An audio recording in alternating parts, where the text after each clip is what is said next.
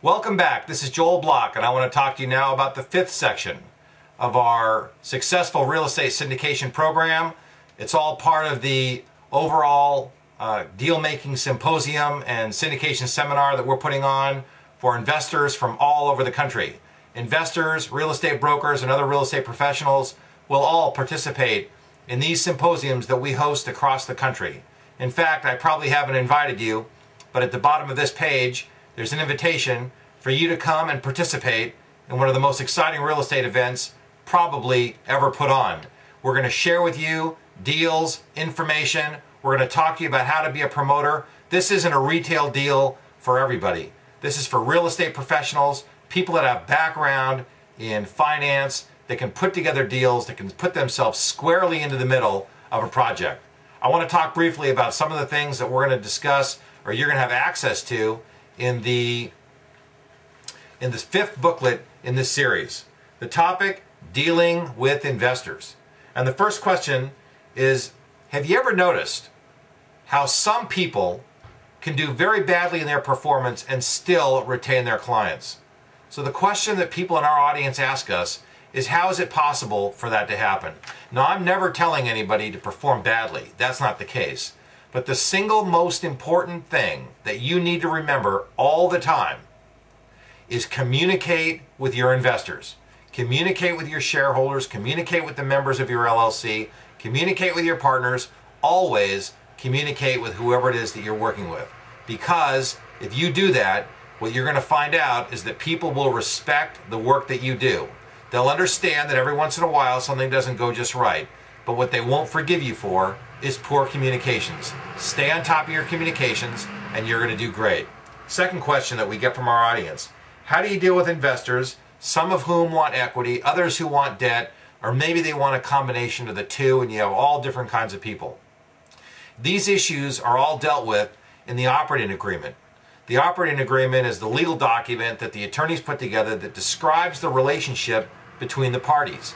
Assuming that you use an LLC structure, which is common in all parts of the United States, that's probably the structure that you'll use. You put this together, that's beyond the scope of this discussion, but at our real estate syndication symposium and seminar, we're going to discuss this at length, how you deal with this, how you structure different kinds of outcomes for different kinds of investors, so that everybody gets what they want and everybody wants to come into your deal. Here's another example. Should the syndicator be a financial partner or investor in the deal? Yes. Unequivocally, yes. The syndicator always has to be an investor in the deal. That doesn't mean that the syndicator has to make a very substantial investment in the project. People want to know that you have skin in the game like they have skin in the game. Now, they also understand that you might be doing 10 or 12 deals in the course of a year or two, and that you can't put in a substantial amount of money into every single deal. They get that. But they want to know that you're in it with them, so if something happens bad to them, something is bad going to happen to you too. You're all on the same side of the table. Critical, remember that all the time. Here's another great question. How do you identify an appropriate partner? Now, we're not talking about members of the LLC. What we're talking about is something we started to discuss in section number 4, and that was, how do you find somebody that has complementary skills to yourself? If you're a financial person, go find a real estate professional that can find great properties, manage great properties, and be involved in properties so that you end up with great outcomes. The second, or the next part, is making sure that you get along, because you're going to be working together. A lot of things are going to happen together. The things that go wrong in partnerships are when people just don't see eye to eye. Try to iron out your issues in advance. Really important. And finally for today, what's the most important thing that an investor wants out of a deal? You know what they want? They want their money back. More than they want a return on their capital. And they always want a return on their capital. More important than anything, investors want their capital back. So just be mindful that that's the most important thing for them. And if you do that, and you do the things that we're talking about, learn what we're talking about, you're going to be well on your way to doing a great job in the real estate syndication business. We hope that you'll come to our real estate syndication symposium.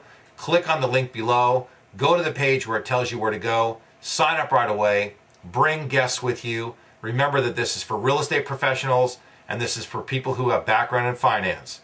These are the people who are going to get enormous benefit out of this.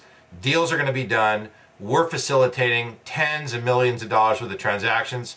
Come be part of it. Lots of money is going to be made. You can make some money with us too. This is Joel Block. I look forward to seeing you real soon.